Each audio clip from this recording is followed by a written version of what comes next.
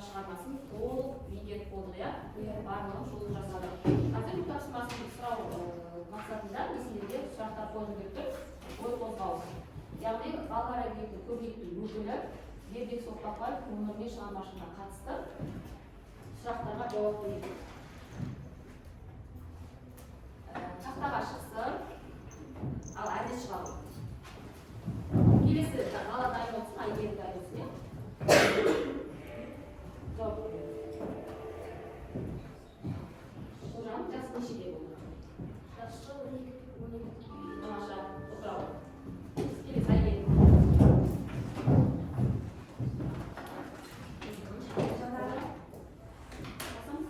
Жақсы, өте жақсы. Кел, Ұлжан. Келесі дайын болсын, ақын дайын болсын. Менің ақын қожаның баяты қай жылы жазылды? Қай жылы жазылған?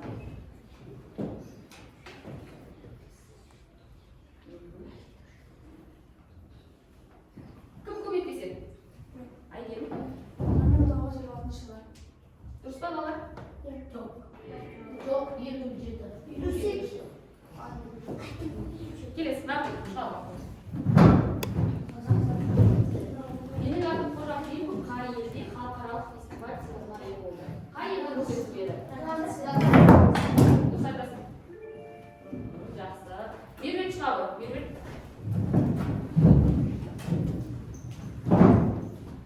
Сұрағым өтеді.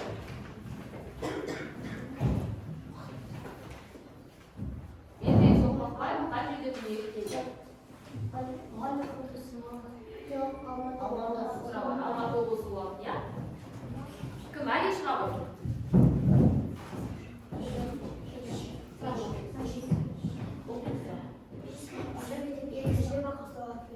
Неше бақасыға келеді? Қателестік. 5 бақа болады. Жақсы. Ал жол. Шыға ғой. Келесі дайын отырсын. Іңкәр дайын отырсын, иә? Түбінде адам болатын бала деп айтқан кім? Кім айтып еді?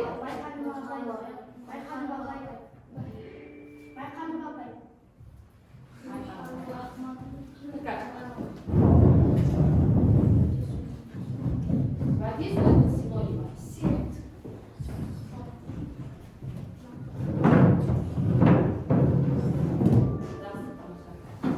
Айзере шыға ғой. Келесі сұраққа.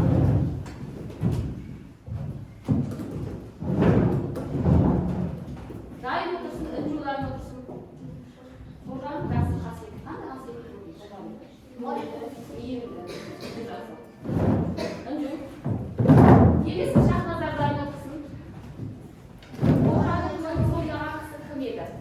Кім еді?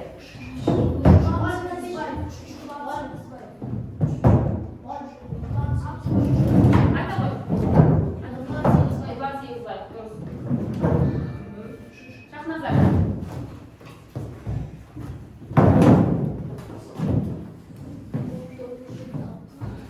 Менің ақын қожа хикаяты кино қайыр болсын. Нұрали. Қожаның анасының есімі. Дайын отырсын, Абылайхан дайын отырсын, иә?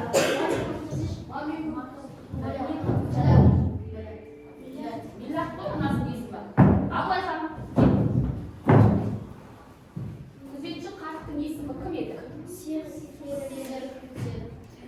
Сайбек қарт, Сайбек қарт. Мектептің күресшісі. Келесі тағы кім шығады? Кел, Олжан.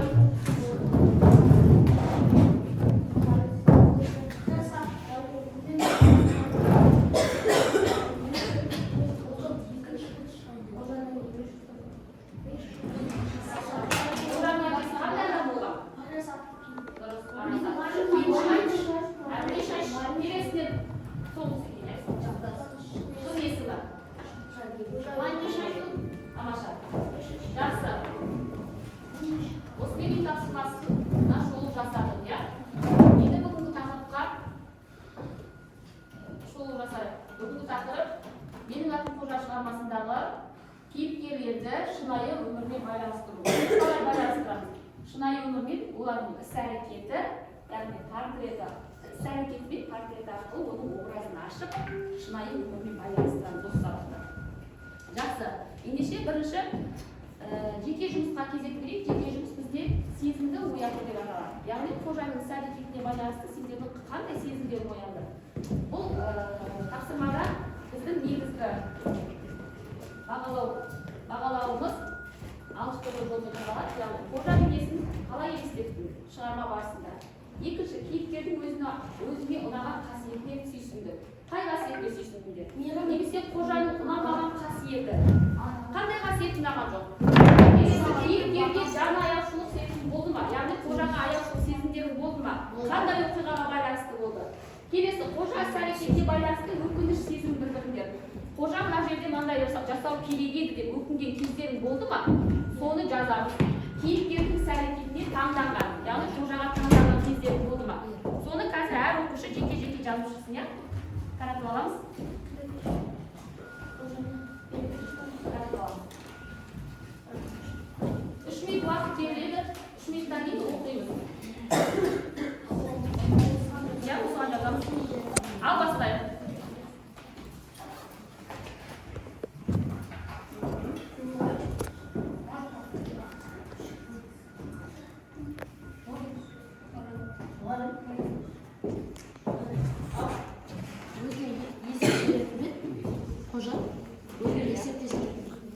Есеп береді, өзіне айнаға қарап отыр.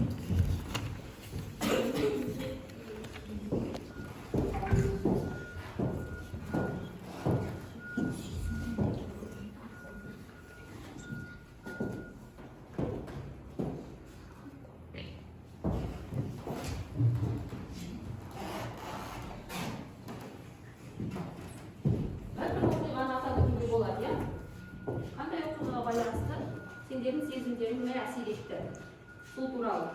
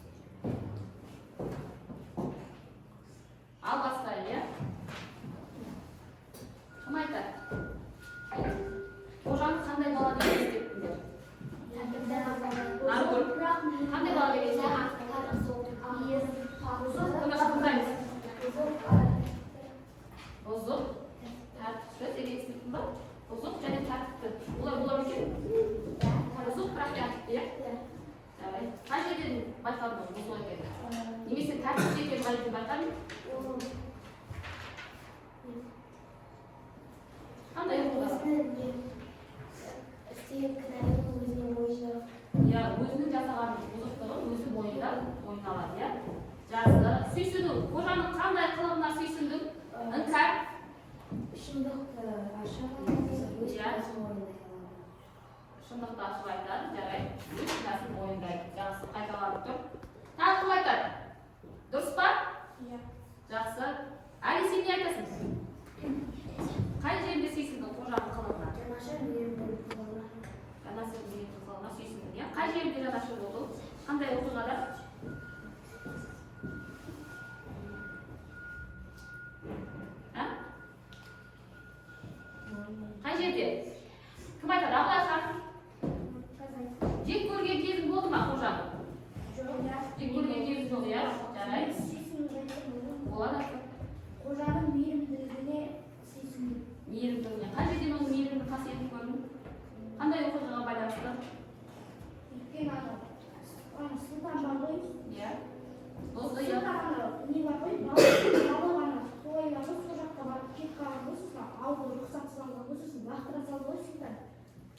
Бұл кезде қожа не деді оған? Қожа, жоқ, сен оны лақтырма, оны бара, оны қоқып қой, сосын пистолетті керек болсаң, өзін алып ал, сосын барып, қожа өзі қояды.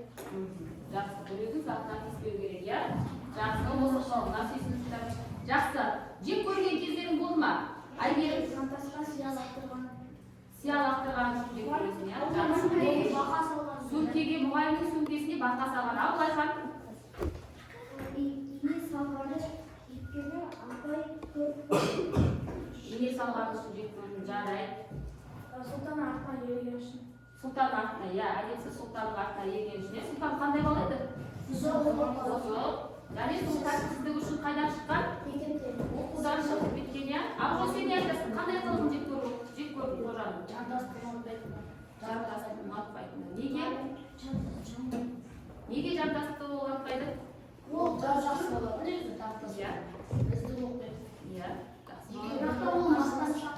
Мақтаншақ. Жақсы. Қазір жақсы. Оның әкесі мектептен аяушылық келген пайда болды. Жаның ашыған кез болды, иә? Әкесінің жоқ болған үшін оған жаның ашыды. Жақсы. Наргүл, өкінген кезің болды ма? Қожаның іс-әрекетіне байланысты. Иә? Қандай іс-әрекетіне өкінді?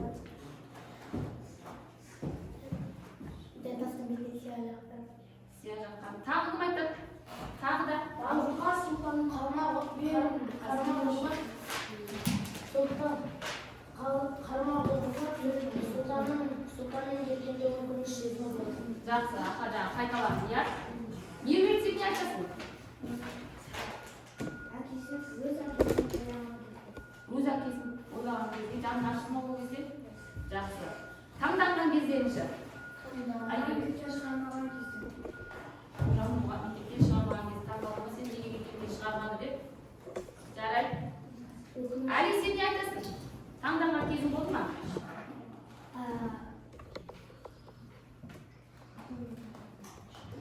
Тағы кім не айтады? Іңкәр? Иә?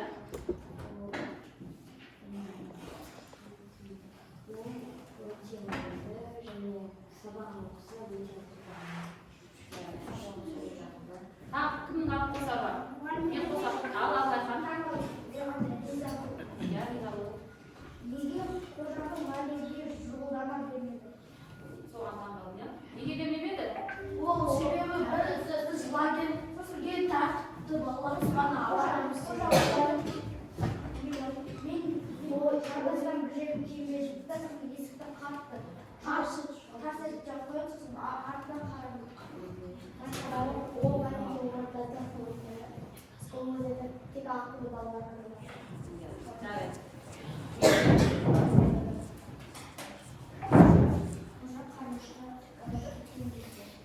Қармақты ойлап айтып, судармен бірге балыққа шыққанда қармақты ұрлап кеткен. Жақсы. Жақсы. Бірінші тапсырма бойынша өте жақсы жауап берген. Абылайхан жақсы жауап берді бізде, иә? Ақжол жақсы жауап берді. Әділет, Айгерім жақсы жауап берді. Барлық бала қатысамыз. Жақсы. Келесі екінші тапсырма бұл жұптық, яғни жанындағы оқушымен жұптасып отырып жасалатын жұмыс. Бұл яғни кейіпкерлер. Біздер менің атым қожада негізгі кейіпкер әрине қожа, иә? Одан кейін жантас. Яғни осы екі кейіпкерді салыстырады. Қалай салыстырады? Портрет дегеніміз не? Адамның сыртқы келбетін суреттеу. Келесі іс-әрекеті қандай? Аға, не істеді деген сұраққа жауап береді. Келесі кейіпкерге баға береміз. Кейіпкерге баға береміз. Яғни біздің бағалау критерийі себебі ең басты назар аударатындары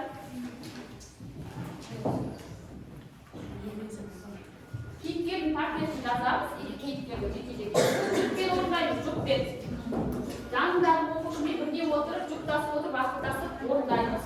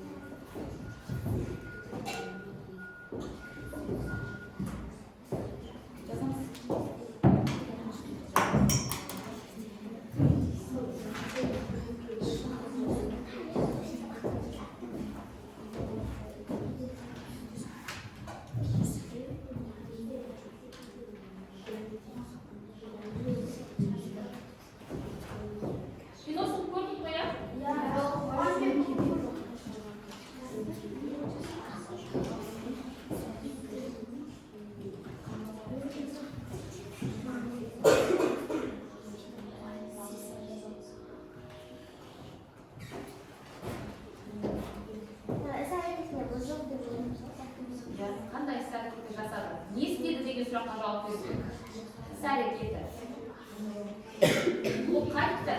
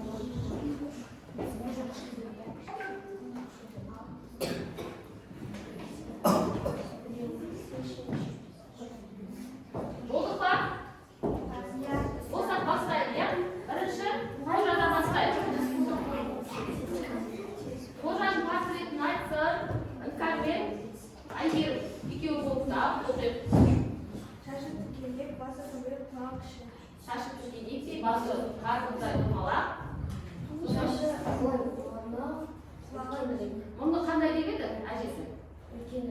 Қандай деп атады? Бұлай деп атаған. Екі саусағының ұғымына емін еркін сыйып кетеді. Тапқыш неме деп атаған екен, иә? Ал іс-әрекеті?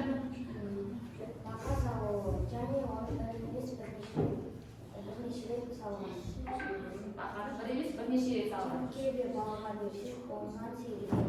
Ondan 8. Жақсы. Жақсы, отыра ғой. Келісеміз ба? Дұрыс па? Жантас қайдай орында? Жантасқа не жазыңдар? Абылай қашты. Олжан не жазсын жантасқа? Жантас қандай киім керек екен?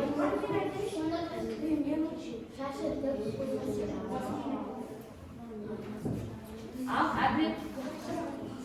Құлағы кішіректей, шашы кенеттей, іс-әрекеті кейде тартыпты, және сөмкеге аға салған 8 балл. Неге 8 балл бердің? Неге? Ол себебі кейде тартыпты дедіңіз, иә? Ал жарайды. Ал жантас.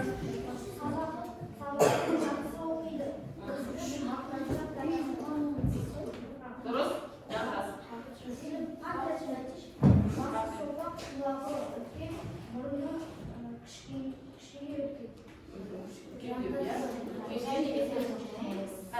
Ал, баға деген жантасқа?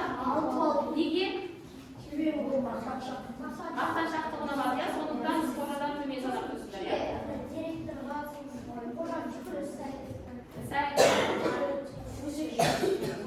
Жарайды. Ал, меруерт сендер не жазыңдар? Тыныш. Қожаны? Болды ма басқаны ешқандай? Ал?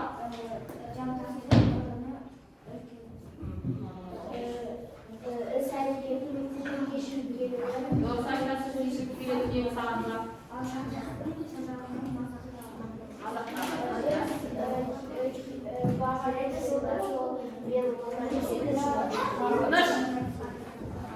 Жақсы.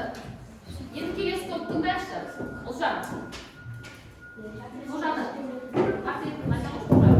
Сұрағың бар ма? Жаңа айтқандардан басқа. Иә.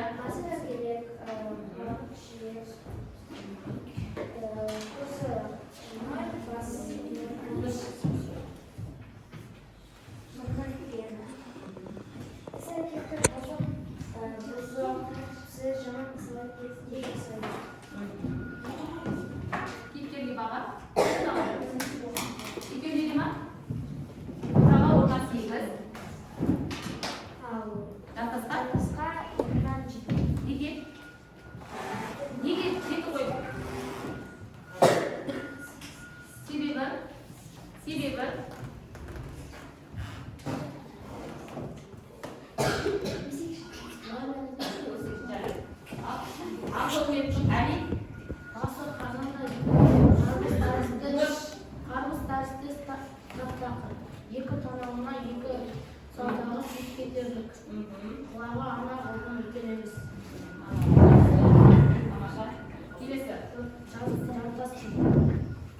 басы сопақша, құлағы дәуір, шашы өсіп, көзі бақырай Қандай сайт келді бұл? Қызаға хат жазды деп, қожаны қызаға хат жазды деп өтірік айтқан. Иә, өтірік. Қожаны көп баланың алдында кемсіткен. Қожаның іс-әрекеті жанар үйіне келгені, жанар үйіне сия тигізіп болған. Баға берейік. Қандай баға берейік? 18, Жақсы.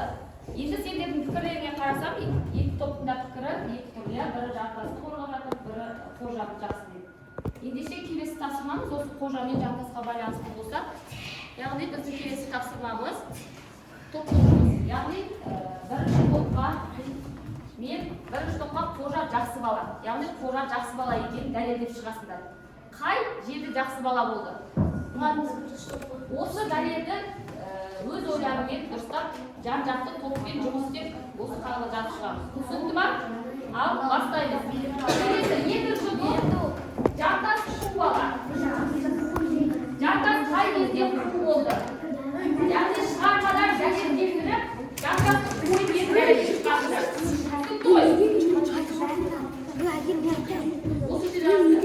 Осы берген параққа жазамыз.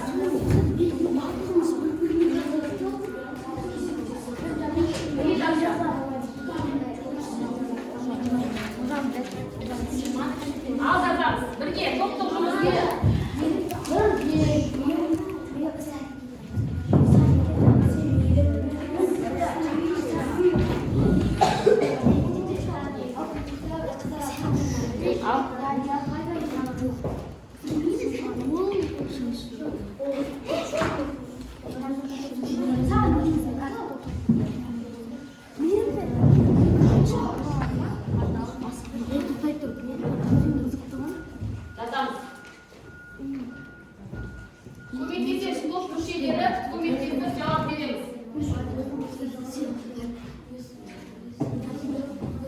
Біз жаңа талдау барысында тек жартастың екі немесе үш әрекетін ғана жаздық, иә?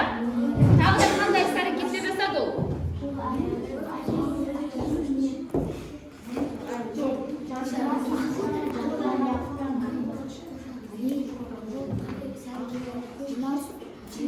Адал десіңдер, мейір, қай демен адалдық көріп отыр? Қандай оқиғаға байланысты? Соны ашып жазамыз, ойымызды дәлелдейміз, шығармадан дәлелдендіреміз. Құр ғана адал мейірімді деп айта салмаймыз оны. Ал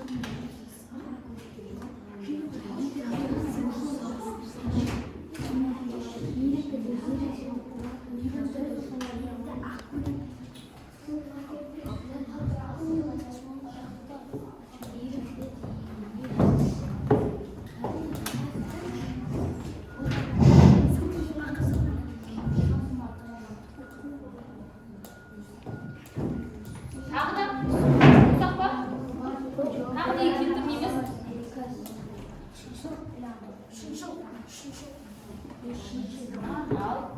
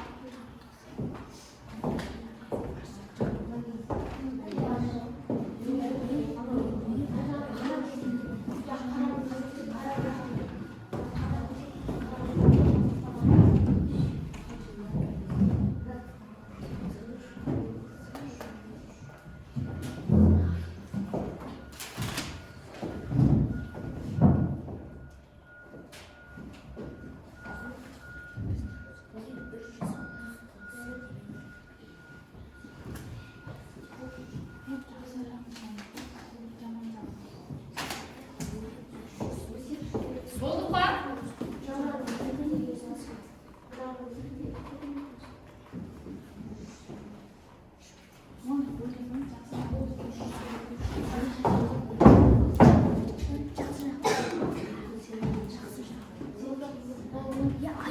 Жақсы, 2-3 топ оқта, 1-3 топ. Отыра тұрсыздар. Бірге отырсыздар. 1-3 топ тездетейік, 1 минут уақыттарын алды.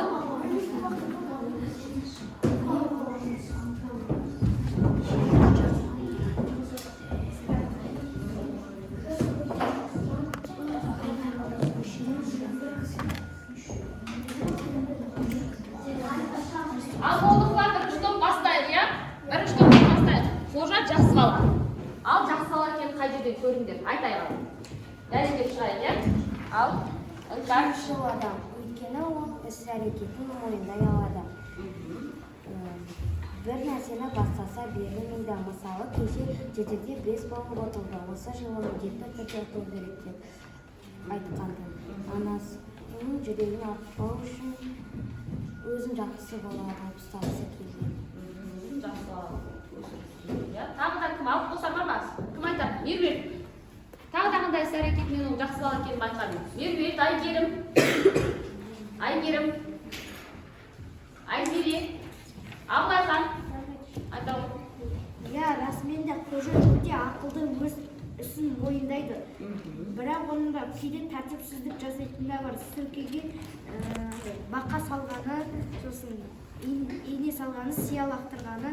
Жақсы жағын айтайық, иә? Сендерге жақсы бала Жақсы жағы Сұлтан андай балықты аулауға кетті ғой, сол кезде балықты Сұлтан тастай салды да, ол қожа өзі қойып кетті. Тағы да? Айгерім. Ол орыс тілінде 5-ке оқыды. Иә, орыс тілінен 5-ке оқыды, иә? Ол орыс тілін жақсы біледі. Жақсы біледі. Орыс тілінде үнемі 5 алады. Иә, үнемі орыс тілінен 5 алатын, иә? Жақсы. Тағы кімнің алып қосары бар? Қожа негізі жақсы болғысы келеді, өйткені оның әкесі қайтқаннан кейін не болып кетті, жаман. Өзінің тәртіпсіздігін әкесінің жоқтығынан деп, иә? Сосын әжесі үйге кірме дейді ғой, қонақтар дейді. Сондықтан есікті өзі қатты жауып қояды. Сосын сол кезде кішкене ғана не болды, аяушылық қана болды, кішкене аяушылық. Қожаның аяқ дейтін жарайды. Тағы кім болса? Тағы да қожа қай уақытта жақсы бала болды? Өз-өзіне есеп бермей ма ол? Не істеп жүргенін ойлап, иә? Жақсы бала болам деп не істейді өз-өзіне? Уәде береді, серт береді. Және де айнаға қарап сөйлескен. Айнаға қарап өз-өзіне серт береді. Тағы да және де қағазға былай жазған. Ендігі ешкімге тиіспейсің, ал өз бастаса, әйтпесе аяма деп жазған. Қожа қанша бұзық болғанмен ол ешкімге өз бастамайды. жамандық ойламайды ғой. Ешкімге жамандық ойламайды. Және ойламайды. де кекшіл емес. Кекшіл емес, ең бастысы, Ол иә? мейірімді, жақсы. және де кешірім сұраса кешіре салады. Ол ақ көңіл. Ақ көңіл, кешірімді, иә? Ешкімге кекшіл көзбен қарамайды. Ешкімге арамдық ойламайды. Бәріне жақсылық жасағысы келеді, иә? Бірақ арасында кейде байқамай бұзықтық жасап. байқамай жасап қояды. Жақсы, өте жақсы. Ал? Мен кішкене иә соған кішкене ашуым келді.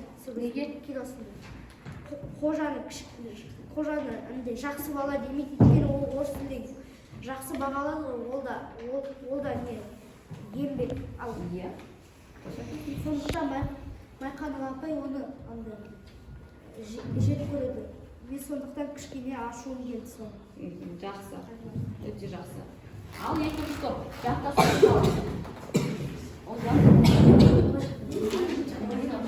Қожаны қыздарға хатшы жазып алдады. Мұғалімнің алдында ана қыз өзін тәртіпті ұстайды. Алдағада өзгеше жиналыста кемсіткені, жамандағаны. Әкең жоқ деп бетіне басты. Сабаққа бармай балыққа барды деп айтқаны. Лагерге бармайсың деп айтқаны. Және де қара көжек деп мазақтағаны. Қожаны өсектегені. Тамаша, өте тамаша. Іс-әрекеттерін қатар-қатар тізіп жазды. Жақсы. Таң алып қосаларың бар ма? Көп көшелері? Наргүл? Жолды лагерге барғандықтың алдында ақ қожағына барады. Сен өзің кемсітек деген қожадан барады. Өзің? Жоғары санау. Қандай мінез жоғары санау? Тәкаппар дұрыс айтасың. Тәкаппар. Өзін басқалардан жоғары санау, тәкаппарлық деген ол адам бойындағы ең жаман қасиеттердің бірі. Тағы кім айтады? Екінші топ. Жақсы, бірінші топ. Мен жамбасында кейде жамандай бергім келмейді. Ол да сабағын жақсы оқиды, кейде үздік. Бірақ енді кейде оған да нервім кетеді. Тәкаппар қожаның бүкіл іс-әрекетін айтып беріп отыр. Негізі ондай бала болмау керек. Қожамен бірге дос болу керек. Жақсы, тамаша.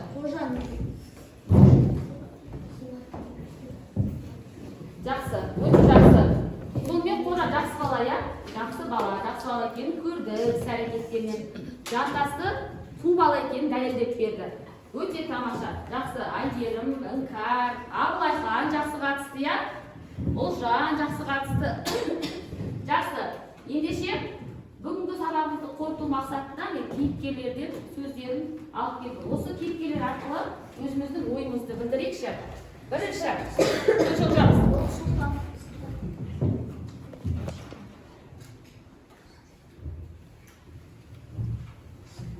Не айтып жатқан ғой? Иә.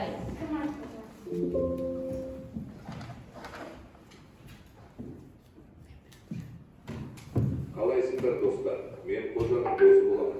Танисыңдар ма? Танысаңдар маған қандай баға берер едіңдер? Әділет. Бұл кім еді? Бұл сұлтан. Иә. Қандай баға бересіз? Айтсын. 7. Неге? Себебі 6. Неге? Себебі ол не істейді ол? көршісінің қармағын ұрлап кетті, және де бір баланы алдап үйінен тамақ ішіп алды. Және де жарыс болып жатқан кезде өтірік қожамен бірге сайыс болып жатқан кезде өтірік кіріп кетіп, сұлтан әдейі ұтылып, бірінші орынды иеленіп, Көбінесе, сонда қандай адам? Өтірікті көп айтатын адам. Жақсы. Келесі. Қалайсыңдар достар? Мен қожам. Сәлем достар. Мен өздерің жақсы көретін қожамын, менің арманым қандай еді? Естеріңде ме? ғарышкер болу. Ғарышкер болу, сосын жақсы бала болу. Сабақты жақсы болу. Сабақты жақсы оқып, тәртіпті бала болу, иә? Жақсы. Келесі. Сәлем балақай. Мен кіммін? Мен қандай пәннің мұғалімі едім? Кім? Ақжол? Ақжол? Жоқ.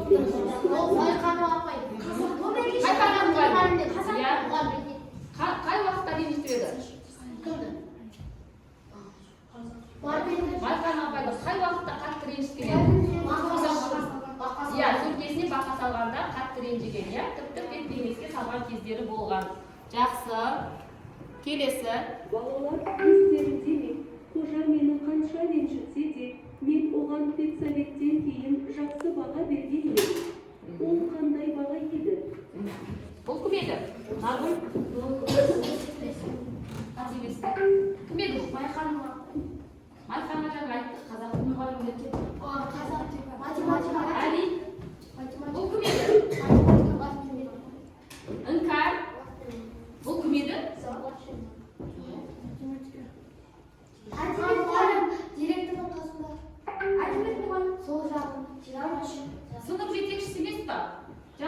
кеңестен кейін қожаға жақсы баға бердім. Қандай деп айтады?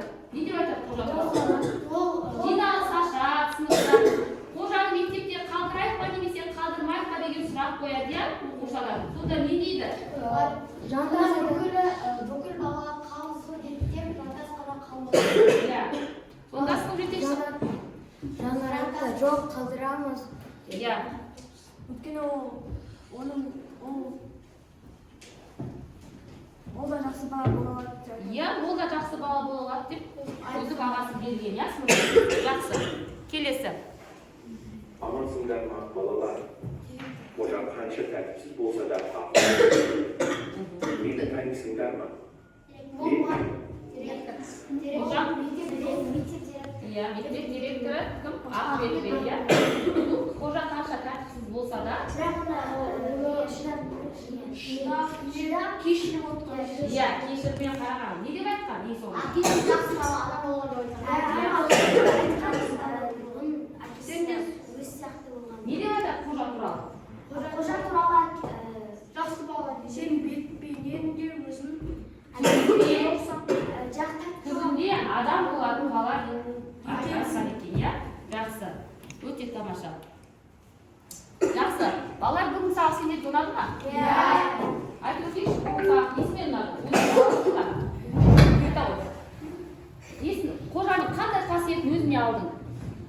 Қожаның мейірімділігі және де орыс жақсы бала және тәртіпті Орыс болған. тілін сабақты жақсы оқиды, тәртіпті. Өте тамаша. Абайға сен айта ғой. Қожа бала мейірімді, жақсы және жанашыр адамдарды жақсы көреді. Ол жайдан жай балаларға тиіскісі келмейді. Олар қожаны жерде мазақтайды. Сондықтан қожа ашу береді. Ол да сабақты жақсы оқиды. Орыс тілдер жақсы оқиды. Тамаша. Жақсы қожа жақсы бала. Ал мақұл. Бүгінгі сабақты өзіне қандай, қожаның қандай қасиетін үйретіп алдың? Тәртіпті мейірімді. Мейірімді, жарайды. Сосын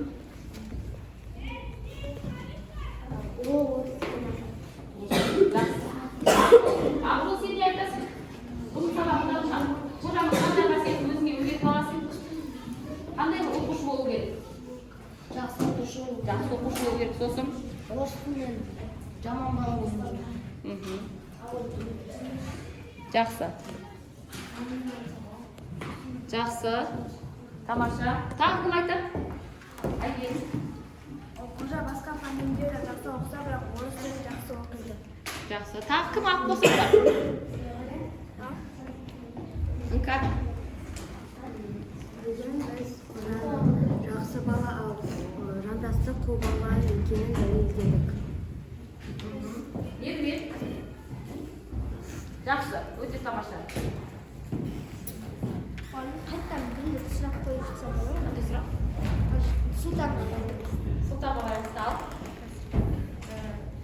Микрофон. Тыныш. Сұлтанның жаман болғаны да дәлел. Сұлтан да жаман бала, иә? Яғни сұлтан сияқты бала болмау керек. Жақсы, ал байқан. Өте жақсы. Жақсы. Ендеше бүгінгі сабақты бағалайық, иә? Бүгінгі сабаққа қатысқан, өте жақсы қатысқан. Айгерім, жарайсың. Ерекше жауап бердің Абылайға. Сен сабақта белсенді болдың, тамаша. Сен өте қабілеттісің. Ол жарым, мен сені мақтан тұтамын. Жақсы. Сен үлгі алардың оқушысың. Ақжол. Тырысып едің, жарады. Наргүл. Жақсы. Сен өте тапқырысың. Әли. Тамаша. Мен күткенімде жақсы жауап бердің, Абылайхан. Өте тамаша. Ақылдың сол. Сен бүгін сабақты жандандырдың. Ермек. Тамаша. Сенің талпынысың маған ұнады. Келесі. Сен талпынысың таныттың. Жақсы. басқа да келесі сабаққа қатысқан балаға жақсы деген бағаны қоямын. Келесі сабақ үй тапсырмасына, яғни менің атышулар шығармасындағы кез келген өздеріне ұнаған кейіпкерге хат жазамыз. Өздерің көресіңдер, мүмкін қожаға жазулар мүмкін жанарға жазулар мүмкін, әркім өзі біледі. Жақсы ма? Үй тапсырмасы түсінді ма? Жақсы, сабақ аяқталды.